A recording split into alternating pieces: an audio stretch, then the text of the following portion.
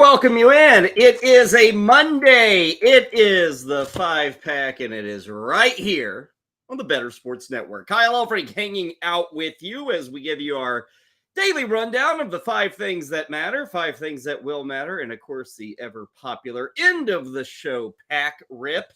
And we will have to rip today. There is no old-fashioned wax pack that we have to carefully unopen. No, this is a rip. And we might as well just call our show the Donruss Show. We've got some more Donruss Baseball, but this is special Donruss Baseball. Yes, indeed. This is a version. This is a year of Donruss Baseball that we have never opened here on the 5-pack. 1992 Donruss Baseball. Now, we've done a lot of 88. We've done a lot of 90. We have not done 1992. And this is actually a set that deserves a bit of respect. Not love, but respect. Because I'll give it up. Donruss saw what was going on in the early 90s. And we've kind of laughed about, what is this? 1988, that ugly design. 90 wasn't much better. They were getting lazy. And what do you know? They were getting lapped in the trading card field. So in 1992, this pack here, Donruss said, okay, we're going to battle you, Upper Deck. We're going to come at you, Tops Stadium Club, and we're going to put together a set that doesn't look like Donruss. And we'll take a look at this here in about 40-45 minutes. But this set is actually got some groove to it, some taste to it, some thought to it. It's a very different version of Donruss Baseball, kind of a reinvention, I guess you could call it. We'll be opening up that pack before we get out of here at 1 o'clock Eastern. I want to thank our producer, Heather Klein. I want to thank you for joining us. If you are new to what we do here at BSN, I'm with you each and every day, 12 to 1, with a look at what you need to know from the sports world, what you need to get ready for from the sports world. And, of course, we'll do that pack break each and every day. We do some baseball. We do some football, kind of hop around the 80s, 90s. So we'll have a lot of fun with that. Let's get things rolling with our 5 things that do indeed matter on this Monday morning. As usual, especially in the summer, we're starting with baseball. Yeah, I got to start with baseball, right? And we're going to start in the Big Apple. There's a fairly important series going on this weekend. The Texas Rangers, who are currently the top dog in the American League West, they were in Yankee Stadium to take on the Bronx Bombers. Of course, this isn't necessarily the best of the Bronx Bombers. They're doing fine this year. As of now, they're a wild card team. But they're way out in the American League East. They're way behind the Tampa Bay Rays. They're also without some big names. We'll talk about Aaron Judge in a bit. Despite all of that, Sunday afternoon in Yankee Stadium, they had Garrett Cole on the hill, who actually gave up 3 runs in the first couple of innings. So the Yankees had to battle back, and they did it thanks to Harrison Bader, who had a big hit late to pull out the victory. The 1-1. Bader lines that to left field on the run. It is passed around. Volpe will score. Cabrera on his horse. He will score. It's a go-ahead 2-run double for Mr. Westchester, Harrison Bader, and the Yankees take a 4-3 8-inning lead. Mr. Westchester, Harrison Bader. He is from the New York area, like millions of others are from the New York area, but he kind of grew up a Yankee fan. So Harrison Bader's been doing really well with that Yankees team. They get the victory yesterday. Bader, a couple of doubles. That was the good news. Yankees got to win. The bad news is the weekend kind of had a tinge of melancholy going on with it this weekend, and it had that tinge because of the update on Aaron Judge and that injured toe. On Saturday, Aaron Judge came out and said, no real progress. Nothing really improving. In fact, even though he's been sitting for 3 weeks, he's missed 3+ weeks, in fact. I think his last game was on June 3rd. So it's been like 23 days for Aaron Judge, who suffered that foot injury, that toe injury at Dodgers Stadium. He said, despite the 3+ weeks off, they still do not have a return date for Aaron Judge. So this is not something like, oh, we're a week away. We may not even have Aaron Judge back by the All Star break. And that game coming up in Seattle, we may not even have Aaron Judge, one of baseball's biggest and largest and greatest stars, he may not even be available for that All-Star game in Seattle. So a lot of question marks with Judge. Aaron Boone, here are his thoughts on the injured outfielder. I mean, I don't know a level. I mean, yeah, strain, sprain, which is a tear. I mean, the reality is he's just not yet at a level where he can play. My dealings and conversations that I have regularly with Aaron is, he's feels like he's getting better every day, and able to do a little bit more each and every day, but not to the point where, obviously he's running or doing full baseball stuff yet. So, we just got to continue to wait and get him there. He's obviously as tough as they comes, and, he wants to be back out there. So we'll just keep trying to get him healed and treated and hope for the best. That is a man there, Aaron Boone, courtesy of the Yes Network, that if the Yankees fail to make the postseason, he don't have a job. He's not sticking around for another year. So he would like to get Aaron Judge back out there. Now, it wasn't all just one bit of good news and one bit of bad news. There was an extra piece of good news that came out yesterday, and it had to do with another guy who's making over $20 million this year for the Yankees. In fact, he is in year one of a free agent contract that he signed in the winter, and he has yet to throw a single pitch for the big league club. But here's the good news. We seem to be getting closer for Carlos Rodon, who made his second minor league appearance yesterday at AA. Here's what he thought after he threw 48 pitches in that game on Sunday. Really good. I feel like that was pretty close to normal. I have a feeling, when I step on in a big league stadium, it'll be plus 2 or 3 on the velo, and I'll have to kind of contain myself. So that's kind of today. I was like trying to contain myself and stick in the zone with heaters, not try to go. At first I was ran a little hot, like a little heavy with a heater, a little harder, and then I kind of backed off, especially after that longer inning with the rain and stuff. I knew I had to gradually build up there. So yeah, I think I feel ready. That's kind of a decision that we have to speak about, and where I fall in the rotation. Probably looking at least one and maybe 2 more minor league rehab starts for Rodon. Mentioned the 48 pitches. He was all over the strike zone. Looked good. He only gave up 1 run in 4 innings of work at AA. But we're probably still looking that he maybe could get a start before the All-Star game. I wouldn't be surprised, though, if they just hold him back for after the Midsummer's Classic. As for the Yankees, they're still waiting for Nestor Cortez, too, and he probably post-All-Star break. This team's beat up. They got the Josh Donaldson thing going on. Is he any good anymore? Do the Yankees even want to play him at third base? There's a lot going on with this team. Your rookie shortstop's hitting well under 200. Like, they're battling. At this point, they're still over 500, 43-35. I mentioned they're still a playoff team as we sit here today. They are currently the 5th seed in the American League playoffs if we were to start things today, but they're only a game up on the first team out, which is Houston. So they're doing okay, all things considered. Over 3 weeks without Aaron Judge. You haven't had Carlos Rodon all season. Nestor Cortez has missed at least a month, probably going to miss some more. They've had injuries crop up with Stanton, so on and so forth. The team's doing okay.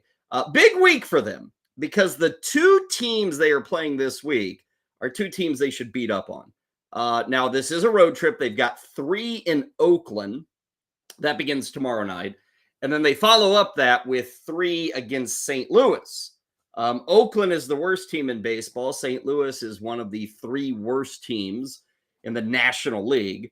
So we'll see if the Yankees can maybe get a little road momentum. As of now, if you're looking at postseason odds, they are still a heavy favorite to make it to October. Yankees listed minus 225 right now. Let's move to item number 2 of what matters, and let's talk about the other team in New York. The Yankees haven't been great, but they're still in playoff positioning. That other team, the New York Mets. Oof, the Mets. It's been bad. It's kind of like the Mets.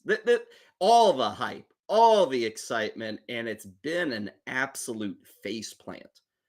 Yesterday against Philadelphia, and hey, I haven't watched every Mets game this year, believe it or not. But the people that have, people I read, people I trust, who have watched every Mets game, they made the claim that yesterday's loss to Philadelphia was as bad as it's been all season. Let me set the stage.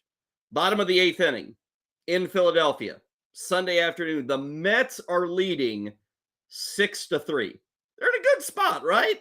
Getting ready to beat the Phillies, maybe gain a game on Philadelphia, stay pace with Miami, Atlanta. Oh, man, the bottom of the 8th was rough. Let's take a look at it.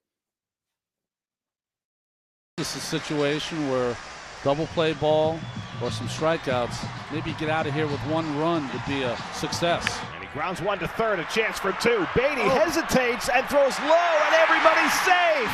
Harper scores it 6-4, and the bases remain loaded. Brandon Marsh is coming up. 3-2 coming from Brigham to Marsh. And it's low, ball 4. That'll force it a run. It's now a 6-5 Met lead. Now the Mets can get out of it with a double play ball. And inside and hit him, and the game is tied. Schwarber is hit by the pitch. Stott comes in to score. And the Mets have let a 3-run lead get away. It's now 6-6. Bohm is now the lead run at third. Marsh at second. Schwarber at first. 1 out, bottom of the 8th. And he hits him! And the Phillies take the lead. 2 consecutive bases loaded, hit by pitches. And the Phillies go in front 7-6. Bullpen meltdown. I'd say bullpen meltdown. WPIX television with the footage there of the Phillies coming back to score 4 runs. And let's recap. Throwing error, walk, hit batter. All 4 runs scored without an actual hit. Now, it's bad for the Mets. It's been rough for the Mets. Over the weekend, they traded Eduardo Escobar. You got to seriously start thinking about this team, which has the highest payroll in the history of Major League Baseball. This team that everybody for sure would be in the playoffs. Heck, they may win the NL East. Right now in the NL East, they are, let me check this because it changes like every minute. They are 15 games out in the NL East. Hey, Atlanta's a great team. Miami's playing great baseball. But this Mets team being 15 games out before we even get to July 1st. And you might be thinking, well, at least there's the wild card. Have you looked at the NL wild card standings? The Mets are 8 games out of the wild card. Seriously, blow up time, right? I mean, Scherzer, Verlander, Starling Marte. None of them are safe. The Mets right now are plus 310 to make the postseason. Coming into this year, they were like minus 150. Now they're plus 310. Tonight, they open up a home series against Milwaukee. Justin Verlander is on the hill, taking on the Brewers. Big run coming up pre-All-Star game. You've got Milwaukee and San Francisco coming to New York this week. After that, right before the All-Star break, New York with a West Coast trip. They'll take on Arizona, currently first place in the NL West, and then San Diego, who's not playing good baseball. Boy, that'll be the battle of the disappointments. Padres and Mets right before the All-Star break. And probably after that series, one of those 2 teams, San Diego or New York, is probably going to have to admit it ain't happening this year. And I'm not saying because of what will happen or occur in that Padres-Mets series, but we've now got 2 weeks leading up to the All-Star break. One of these 2 teams, I would really expect either, and the Mets may already be out. Again, 8 games out in the wild card. Not impossible, but not easy at all. Again, taking on the Brewers tonight, 7:10 for that first pitch.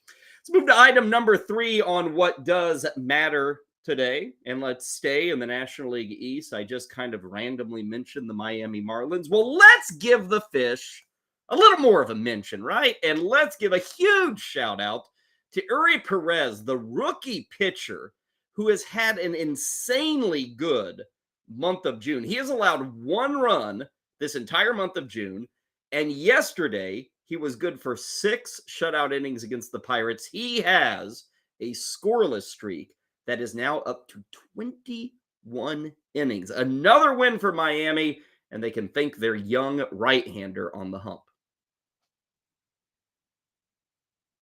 We had high expectations for Eury Perez. Is it fair to say that he has exceeded them? And a strikeout, and that one with the fastball. One away to start the day. Sawinski is down on strikes, making an 0 for 28 for Sawinski. Called strike 3, right at the bottom of the zone. Good pitch from Perez. 25th pitch of the inning is 100 miles an hour at the bottom of the zone for a called strike 3. Works out of trouble in the second. And that's a strikeout. 5th of the day for Perez. They check and Hedges went around. Strikeout number 6. He's got such a good fastball. 1-2. And how do you like that? A little changeup. Swing and a miss. He strikes out the side. Eury Perez continuing to deal. 1-0 Marlins. 3-2. And a called strike 3. Matches a career high with 9 strikeouts. Another great day for Perez. I'd say another great day for the Marlins, who get a 2-0 victory against the Pirates. Bally Sports Miami with the footage there. You were probably about halfway through that highlight going, okay, Kyle, I get it. Yeah. You know what? One of the more fun things to watch is a highlight reel like that of a kid just dealing, hitting 100, hitting 89, hitting the black. I mean, hugely impressive. 9 strikeouts in 6 shutout innings. Check out the year-to-date numbers for Eury Perez. 5-1. The ERA is 1.34. The WHIP is 0.98, and he's averaging 10.3 strikeouts per 9. Now, you throw all that together. Miami's a playoff team right now. You got this rookie who's thoroughly dominating. You might be wondering, for the wagerer out there among you, Rookie of the Year, right? Rookie. Not so fast. This NL Rookie of the Year is like top heavy. Eury Perez is the 3rd pick right now for NL Rookie of the Year. His odds over at the DraftKings Sportsbook are plus 4,000. So who the hell's ahead of him?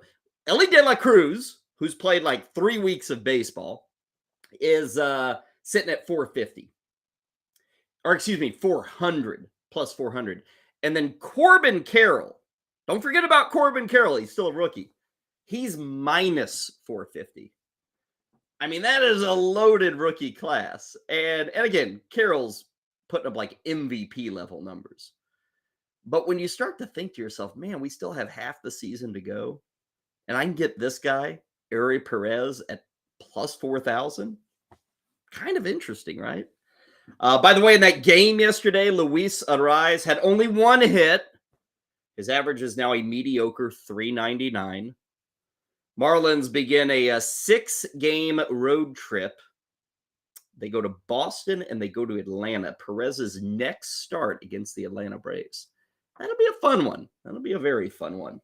Let's move to item number 4 on what does matter today, and we stay in baseball. Yeah, hitting you with a lot of baseball. We had a lot of stuff that mattered from yesterday, including the nightcap. Sunday Night Baseball, LA Dodgers taking on the Houston Astros. Astros win this game in extra innings 6-5, but there was a very notable development in the 8th inning of last night's game between the Dodgers and the Astros. Freddie Freeman hits this one to right. Fairly deep, and it's over the head of Tucker. Freddie Freeman to second, bet scores, and welcome to the 2,000 hit club, Freddie Freeman.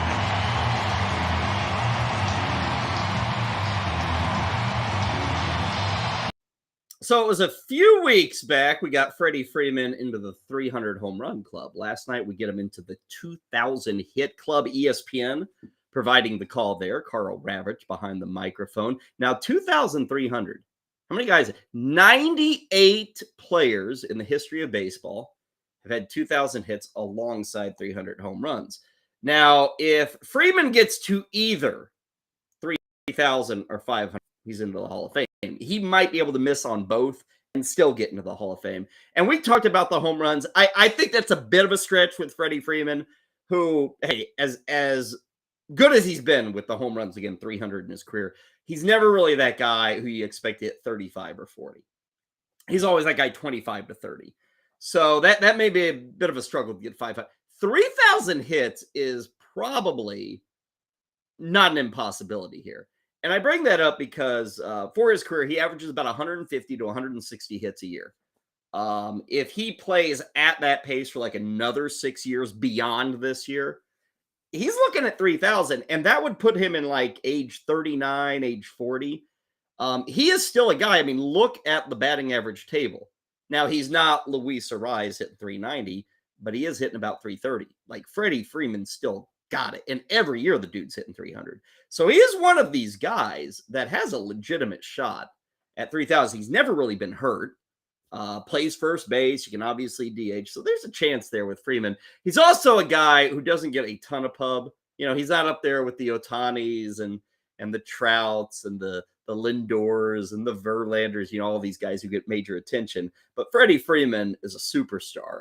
After last night's game, which again, the Dodgers lost, it was kind of a difficult loss in extra innings to the Astros. The team still kept it classy despite the disappointment of the loss and had a toast to Freddie Freeman. You know, guys, these last 2 years for me have been pretty special to be able to come back to Southern California from where I grew up and play in front of my family every single night, and for you guys to become family for me. This is what it's all about. You guys know I like the grind. I like to play every day, the consistency, coming to work every single day, and I think that's what 2,000 hits means to me, is just being able to go out there every day and grind and compete every single day. So hopefully we can get a lot more hits together. And thank you guys. It's a treat to be able to compete with you guys every single day, and we get to go on a happy flight tomorrow. Cheers, Freddie. Thanks, guys. Cheers. Easy guy to root for, right? And certainly, I don't know, is he underrated? I guess he's not underrated. Everybody knows Freddie Freeman's a hell of a baseball player. He's got his World Series title. He's now with the Dodgers. He is a guy that, drafted, developed, great success with the Braves. Even though it was kind of a messy free agency when he went to the Dodgers, no one really seems put out by it. Like even Braves fan, even the Braves organization, there's no animosity with Freddie Freeman. And you get superstars who go on the road, they get booed.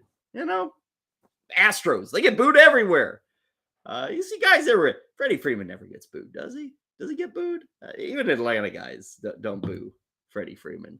Finally, let's get to our fifth item that matters. Dare I bring up F1 racing? Yes, I'm going to bring up F1 racing. Item number 5. You might have heard of a little show called Welcome to Wrexham. Might have heard of that. The soccer club in England that nobody had ever heard of until these two guys, Ryan Reynolds and Rob McElhenney, bought them. A couple of movie stars. Wrexham was just a little podunk soccer team, like 4th division or whatever it was. Well, these two Hollywood types take over Wrexham, create a show on, was it FX? And that's what happens. You win a title. And the beauty of England is that allows you to graduate to the next level of the soccer ladder. So Wrexham will be moving up, and everybody knows Wrexham now, and everybody's cheered on. They're like America's team, even though nobody in America has ever seen them actually play a game. So great news there. Well, those guys are looking to strike gold again. It was announced, I think, late last night, early this morning. The two actors, Ryan Reynolds, Rob McElhenney, they are now part of an investment in an F1 team. This is Alpine Racing. Now, this is not McElhenney and Reynolds as the only people bringing in the money, but they are part of a group that has bought 24% of Alpine Racing with racers Fernando Alonso and Esteban Ocon. We all knew that, right? What they have to pay? Well, to get 24% of this team, you pay about $215 million. Now, you might be saying, okay, you're going to make your money. F1's huge. But the Wrexham thing, I was looking at this today. Ryan Reynolds and Rob McElhenney, when they bought Wrexham, let me make sure I got this right, they paid $2.5 million. That was November of 2020. Before anybody heard of them, they signed the deal with FX, now people, $2.5 million. We are now less than 3 years removed from that purchase. And almost everybody says that team is now worth 300% more, close to $10 million, just based off of 2.5 years of publicity with those two guys. So we'll see. Alpine Racing, not one of the big dogs in the F1. It's kind of dominated by only two teams, but certainly kind of venturing into other avenues. We talked last week about the Qatari monetary fund or whatever. They're investing in the Washington Wizards and Mystics and Capitals.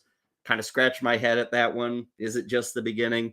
Well, the Americans are doing it with the Europeans now, getting into F1, certainly getting into soccer at the highest level in the EPL. A lot of those teams have American ownership because, hey, it's money.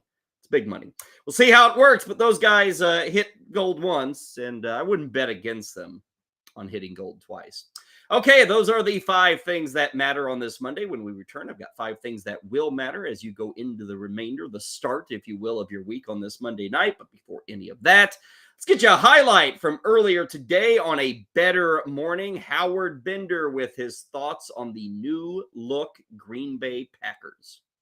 Yeah, there's no doubt about it that the Cardinals are the dead last team to finish here. But if we're talking about anybody who can squeeze into this bottom 5, I don't know why we're all in love with the Packers still. I'm sorry, but you know what? LaFleur has not proven to me or anybody else that he is he can coach this team towards winning games. You know what? When you've got Aaron Rodgers sitting there as your quarterback, and whether you're fighting with Rodgers or you're not fighting with Rodgers, he's still the guy who's like leading the charge on the field. He's changing plays at the line of scrimmage. We've seen it over and over again. Without Rodgers, what does this team have? I don't know if Jordan Love is the rudder that can do it. I don't know if this tandem in the backfield can do it. I don't even know if this offensive line can handle the workload anymore. I think that this Packers team is going to be surprisingly bad in a better NFC North.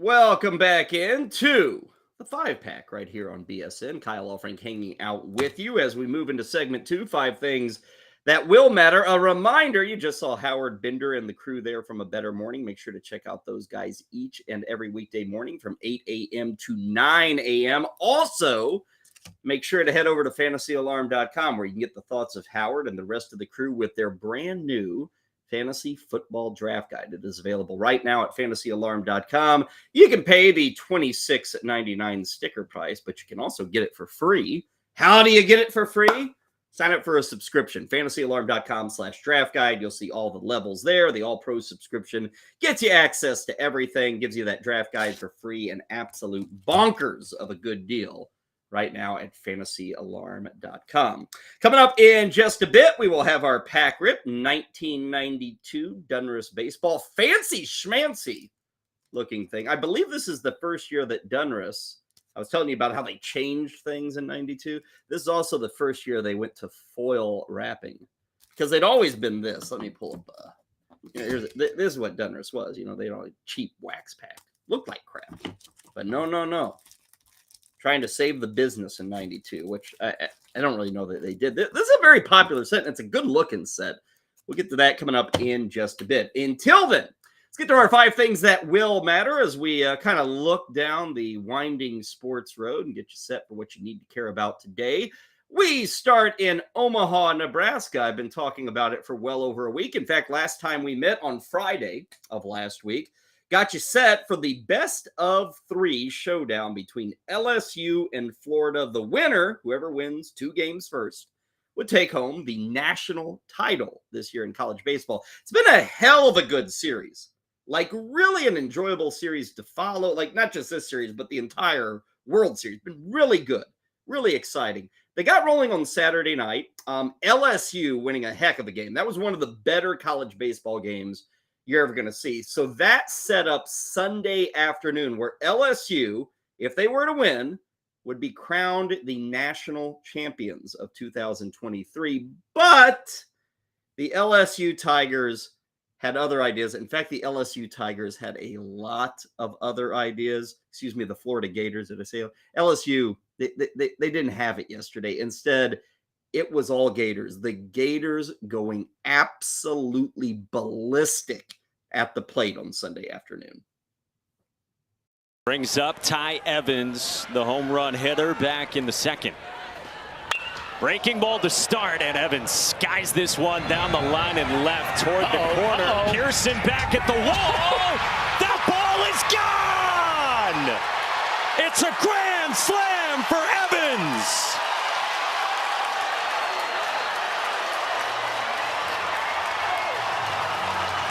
Twice to the pole!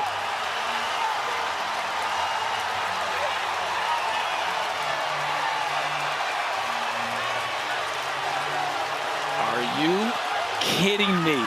Quite like he has. And he tags it. Left field and launched by Wyatt Langford.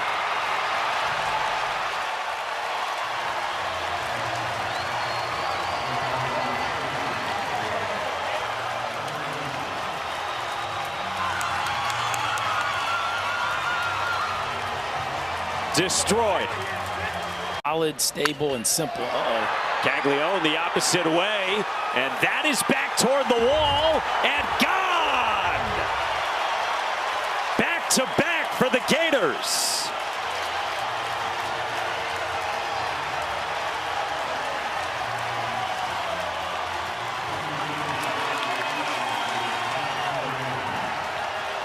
Number 32 for Jack Caglione.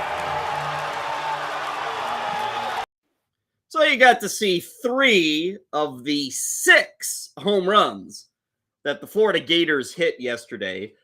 They scored a record-setting, wait for it, 24 runs on Sunday. I told you that they beat up on the LSU Tigers. 24-4 was the final. ESPN providing a bit of the home run derby there. So now we have a winner-take-all game number 3. It's coming up tonight. ESPN will have the coverage.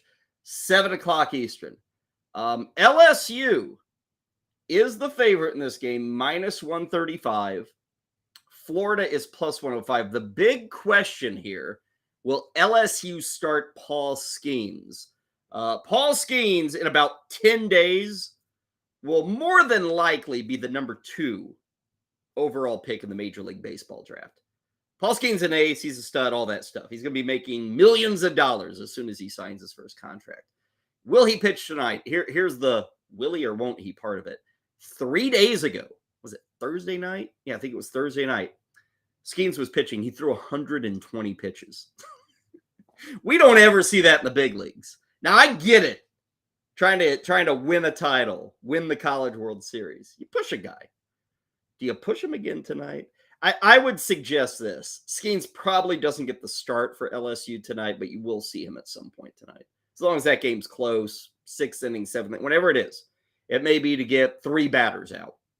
You know, if the 2, 3, 4 hitters are coming up for Florida, Skeens comes in the 6th inning.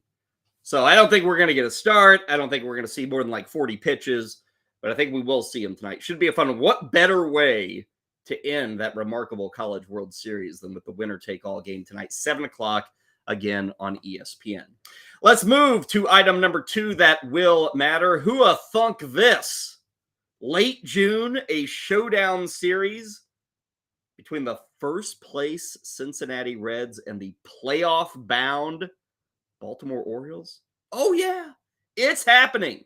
First of 3 taking place tonight in Camden Yards. Now, the Reds finally lost. That winning streak came to a close at 12 games.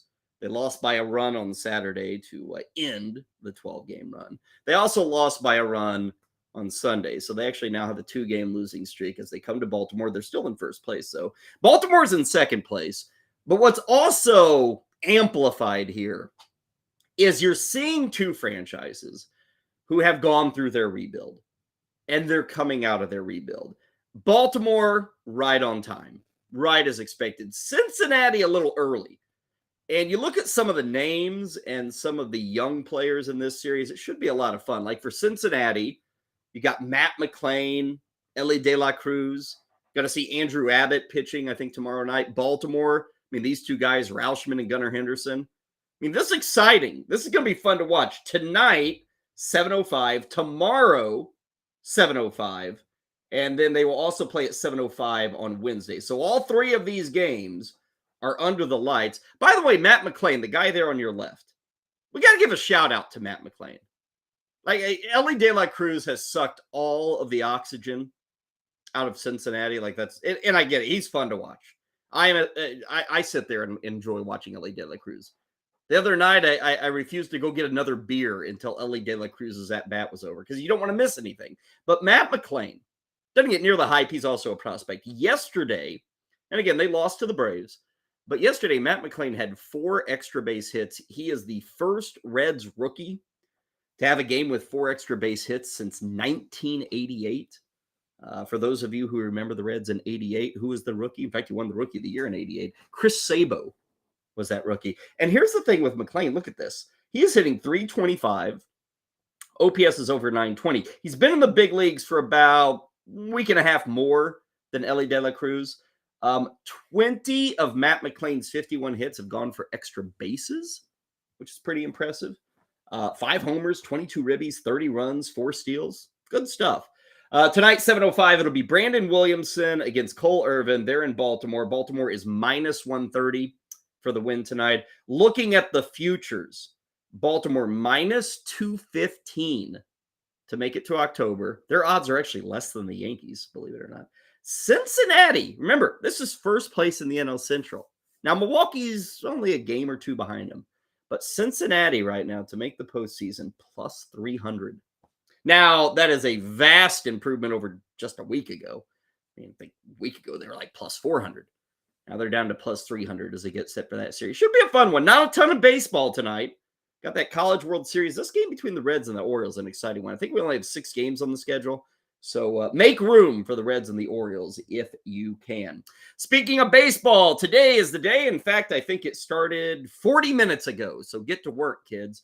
Round 2 of All Star voting has begun. You might be wondering, round 2, what the heck? When did round 1 ended last week? It's been very confusing to me because baseball changed the rules. All we discovered in round 1 is that Shohei Ohtani and Ronald Acuna are assured of starting in the game. So, wow, okay, great. And also what we determined in round 1 is who will survive for round 2. Now, round 2, which just starts today, and you can vote at MLB.com or go on Twitter, wherever. But round 2 is where we decide the starters. So we've got like 2 catchers to choose from, 2 third basemen. I think we have like 6 outfielders in the AL. Let me give you my picks. I'll give them to you quickly. AL catcher, Rauschman or Jonah Heim. I'm going Rauschman. I mean, the guy's got more walks than Ks. Give me Rauschman. Superstar on a super team. First base, Vlad Guerrero or Yandy Diaz. Look at the numbers, folks. It should be Yandy Diaz. So I'm going with him. Second base, Marcus Semien over Whit Merrifield. Merrifield is stealing bases, and that's about it. Marcus Semien's been great. Leads baseball, I think, in runs scored. So he's going to be my guy there. Third base, this is a tough one. Matt Chapman or Josh Young. Young is the rookie third baseman with Texas. I'm going to say Chapman, but if you want to go Young, I've got no problem with it. The problem with Young is I actually look at Texas, who's been one of the better stories in baseball. And for me, they're going to have Semien. They probably should have Adolis Garcia. They may have Corey Seager. Josh Young is not critical to that Texas puzzle. He's been putting up good numbers, and as a rookie, it's fine. But I'm going to go Chapman there. Chapman also brings the defensive side. Shortstop, this is one of the toughest ones. Bichette or Seager. I'm going to go Bo Bichette simply because Seager missed about 3 to 4 weeks with an injury. Bichette's been there all season. So Seager's been awesome. And like you can look at his production and say it's better than Bichette. But I'm a big believer in guys who have played making the All-Star game. So my infield again, Rauschman, Diaz, Semien, Chapman, and Bichette. In the outfield, there are 6 names. We don't get to vote on a DH because Ohtani is the DH. But in the outfield, we've got Judge, Trout, Arozarena, Yordan Alvarez, Kiermaier, and Adolis Garcia. To me, Alvarez and Kiermaier, no way, no how. I mean, Kiermaier, that's a popularity vote. Alvarez is hurt now. He's just been hurt too much. Trout has not had a great year. I mean, Arozarena has and Garcia has. They're in. Judge, I don't even know if he's going to be available for the All-Star game, but I think he was so dominant, even in missing the last 3 weeks, that he would get my vote. And Trout's been fine, but not to the level of the usual Mike Trout. So my vote in the outfield, Judge, Arozarena, and Garcia. In the National League, it's Sean Murphy or Will Smith at catcher. That's a tough one. I'm going to go with Sean Murphy. Defense there. Teams playing better. So give me Sean Murphy of the Braves. First base, Freeman or Olsen. I'll go Freddie Freeman. The difference there is Freddie Freeman batting average. He's hitting like close to 340. Matt Olson's nowhere near that. So Freeman gets the nod because of the average. Second base. I saw this number today because it's Luis Arraez or Ozzie Albies. Now, I brought up Arraez earlier. Dude's hitting 399. Do you realize Ozzie Albies has, I think it's like 52 RBIs, which is number 1 in the National League? Ozzie Albies? I'll still go Arraez because to me, a dude hitting 400, how can you not? So Luis Arraez is my guy there. Third base is really weak in the National League. You got Arenado or Riley. I'll probably go Austin Riley, whose numbers are good. They're not great. Arenado, good. He got off to a really slow start. He's been very hot lately. I'm going to go Riley because, again, he's doing it on a top-end team. Arenado, I mean, the Cardinals have been a mess this year. So I'll go Austin Riley there. Shortstop, Orlando Arcia or Francisco Lindor. Lindor's been okay, but Arcia's been much better. DH, JD Martinez or Bryce Harper. Got to be Martinez because Harper hasn't played enough. And then in the outfield, we only have 4 names because Acuna is going to be one of the starters for the NL. So in the outfield, we only get to choose 2 out of 4. You've got Betts, Corbin Carroll, Lourdes Gurriel, and Michael Harris. Betts and Carroll are the easy picks for me. Now, Lourdes Gurriel has been very good and highly overlooked. Probably make the All-Star team, but he doesn't deserve to start. So again, in the National League, Murphy, Freeman, Arraez, Riley, Arcia, JD Martinez, Mookie Betts, Corbin Carroll, and of course, Ronald Acuna. Those are the way I am voting in round 2. Now, will I actually place a vote?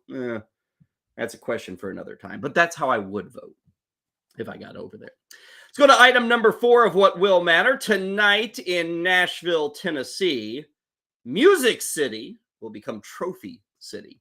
Coming up this evening, you can catch it on TNT, 8 o'clock Eastern, the NHL Awards ceremony.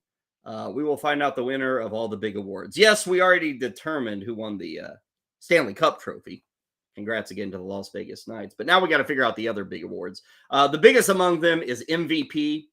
That is the Hart Trophy. And what the NHL does is a final 3, and the votes were held, at the end of the regular season. This is going to be Connor McDavid in a. I mean, he's going to stomp the competition. This should be unanimous for Connor McDavid to win this Hart Trophy. Do you realize it'll be his 3rd, by the way? But the dude played every single game this year and had 153 points. And Connor McDavid, he could retire today, and he's off to the Hall of Fame. That's how good he's been. This year was his best year. 82 games, 153 points for Connor McDavid. That is a career high. He also had his single best season of goals. He also had his single best season of assists. Again, it should be unanimous for Connor McDavid. Norris Trophy, Best Defenseman. Again, it's a final 3 that we have, Fox, Carlson, and Makar. I think Erik Karlsson gets this thing. And, you could go with Makar, but he was injured. Fox wasn't great this year. Karlsson was the big surprise. What's interesting with Karlsson is he's on the back end of his career. Pretty well was left for dead coming into this season. Rumor has it Karlsson's looking to get out of San Jose. Wants to be traded to a contender. San Jose is nowhere near a contender. So you could see him get that Norris Trophy tonight. And then what you have is a Norris Trophy winning defenseman available. But he's in his mid-30s. He's making over $11 million a year, which is astronomical in the NHL. And he isn't a free agent until the end of the 2026-27 season. So, if you're going after Erik Karlsson, you're really sold on him being back. Finally, the other big award tonight, the Vezina top goalie. This is pretty well a given, too, kind of like the McDavid. Linus Ullmark, I was looking at the odds. He's like minus 1,100. Hellebuck and Sorkin's been fine, but Ullmark's going to win this thing. The playoffs were rough for Linus Ullmark, but again, that was held before the postseason. The vote was held before the postseason. So you can mostly book it. Ullmark is going to be there. Again, TNT will have the coverage tonight. Going to be down in Nashville, and we'll see how those awards are divvied out. Finally, we go to our fifth thing that will matter to the world of the NBA. You down for some more Victor Wembanyama? Heck, who isn't? Wembanyama coming out last night and saying that he will not be a part of the FIBA World Cup. That is taking place at the end of August into early September. It's a country v. country thing, mainly for players like under the age of 22 or so. Well, I shouldn't say that. NBA guys may make that trip. It's going to be in the Philippines. Wembanyama says he won't be there. Now, he had said all summer long he's going to play for Team France, but he's not going to make that trip, which makes sense. And he laid it out. He's getting ready for his rookie year. He just finished playing like 65 games in the French league. Like that season just ended 2 weeks ago. Now he's got all this hype for his first year in the NBA. He's going to want to try and play 80 games as a rookie. Going to try. And then next summer, newsflash, is 2024. We've got the Olympics. I think those are in Paris, France. So he's certainly good. So, I mean, Wembanyama say, I can get a break now. Let's take it. So he's not going to be there. Now, additionally, and again, hey, people in France let down. Oh, I thought you were going to play, pride, country, all that stuff. But I get what he's saying. And it's one of those decisions where it makes total sense for why he's not playing, but you still piss people off.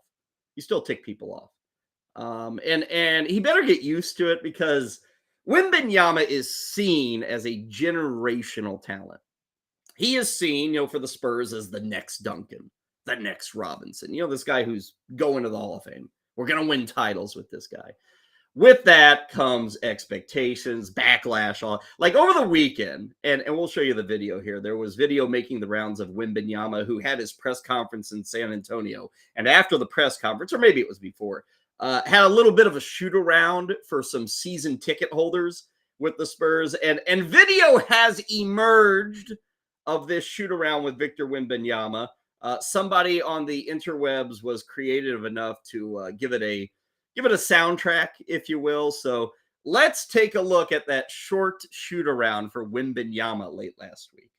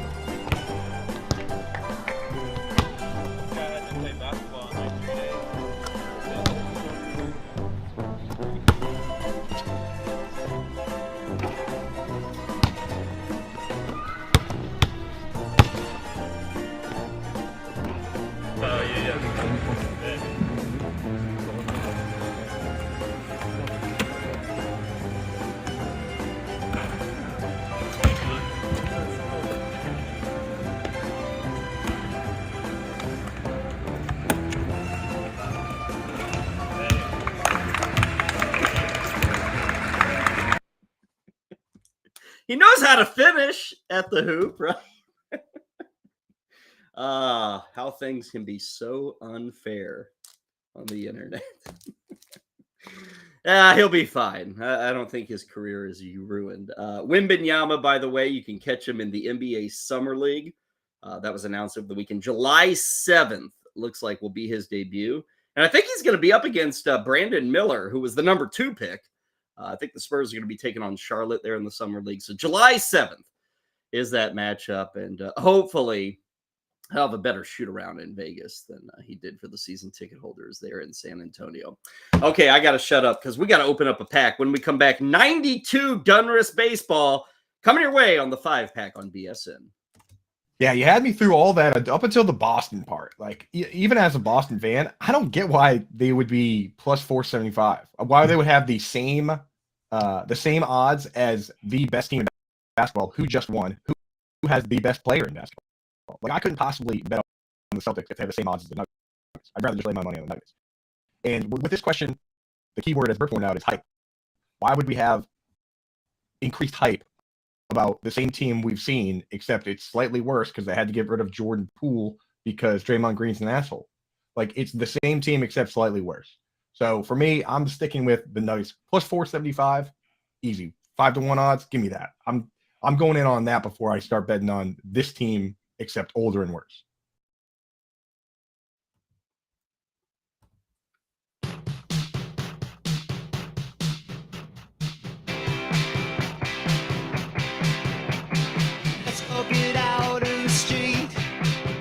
Time now for the Daily Pack Rip on the 5-Pack with Kyle Elfrink. Hey, if you head over to fantasyalarm.com/betmgm, you can get $1,000 paid back in bonus bets if you don't win on your first bet. So check that out, fantasyalarm.com/betmgm. We welcome you back to the fantasy get-together here on BSN. It's the 5-Pack. And now we're going to put the pack in the 5-Pack. Opening up some 1992 Donruss Baseball. And as noted throughout earlier in the show, it's a pretty attractive set here.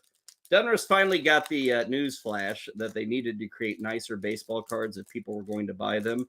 They also got the news flash that they needed to have this security foil packaging, which makes Kyle Elfrink pull out his teeth. There we go. This is the last year. I just opened this up and saw it. This is the last year, 1992. And boy, what an awesome puzzle piece. Last year of the very famous and very popular Donruss puzzle inserts. You get 3 pieces every time you got a pack. I think, yeah, Rod Carew was the puzzle piece. You obviously can't tell from this. But Rod Carew was the puzzle piece. Last year. Donruss did that pretty well every year. I think they started in 1980 or so. Okay, I promised you a better looking set. So here we go. Our first card is actually a subset. Highlights. Otis Nixon. Remember Otis Nixon? He was the Story Ruiz of his day. This is Otis Nixon, 6 stolen bases in one game. Now, this is a subset within the set, but these are how the cards look. Like you'll see it here. Kirk Gibson. You know him from the Tigers and the Dodgers. Do you remember he played for the Royals too? Might have been his last team, the Royals. But you get a very attractive, I mean, this actually is kind of attractive in 1992.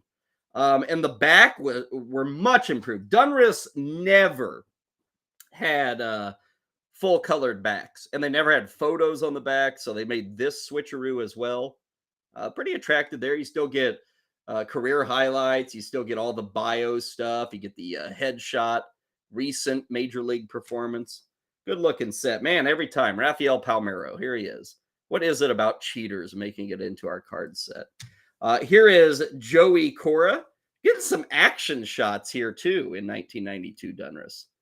What was that? Luis, I think it's Luis Palomo. What was it? Yeah, it was a Yankee / Angel. What was it? Palomo? I think he was stealing bases there for the Angels. Joey Cora, the middle infielder. Here's one of my favorites. Everybody remembers Chili Davis. How can you not remember a guy named Chili? By the way, what is Chili's actual first name? Charles Theodore Davis, known as Chili.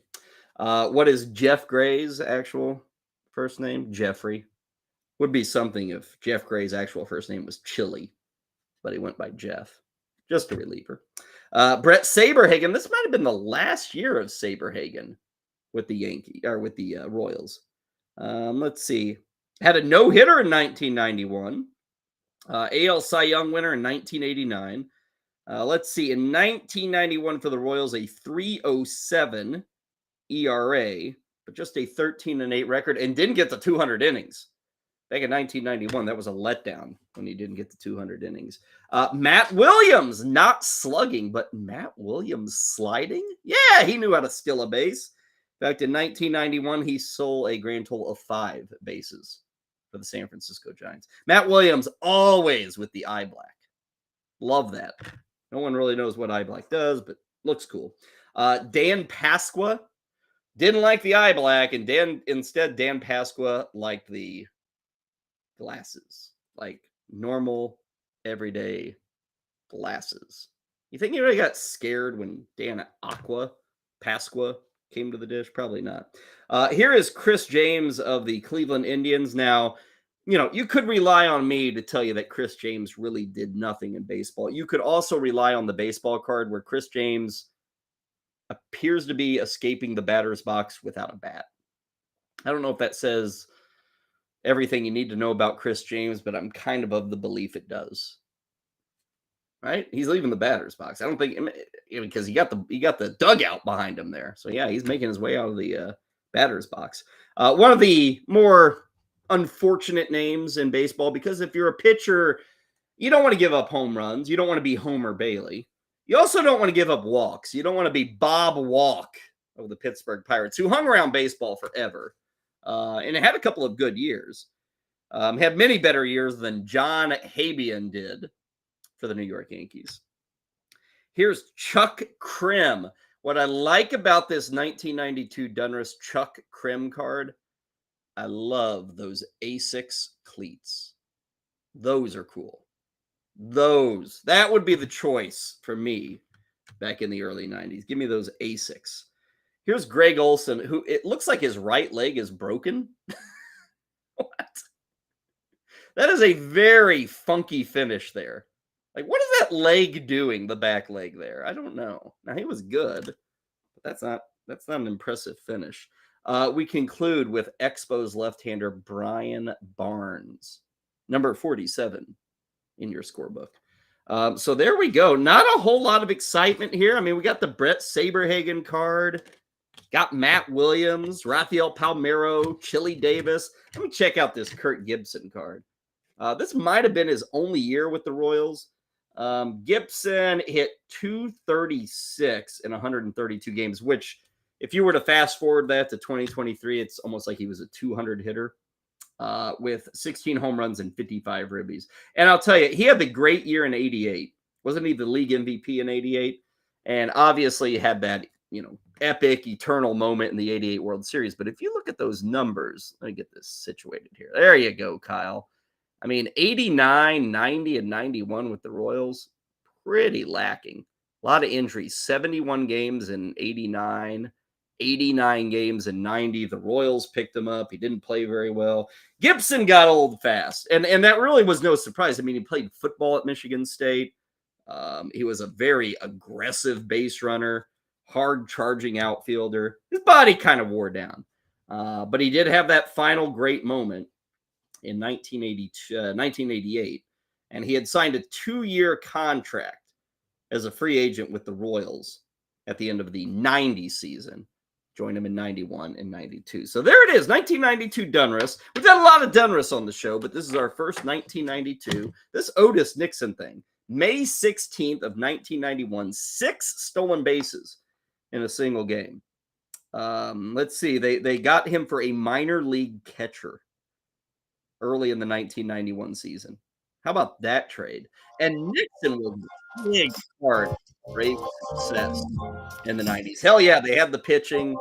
Dave Justice, McGriff. Nixon at the top of that lineup was huge. That will do it for today's 5-pack. That'll do it for our 1992 Donruss Baseball. We are back tomorrow, 12 Eastern, with more of the 5-pack on BSN.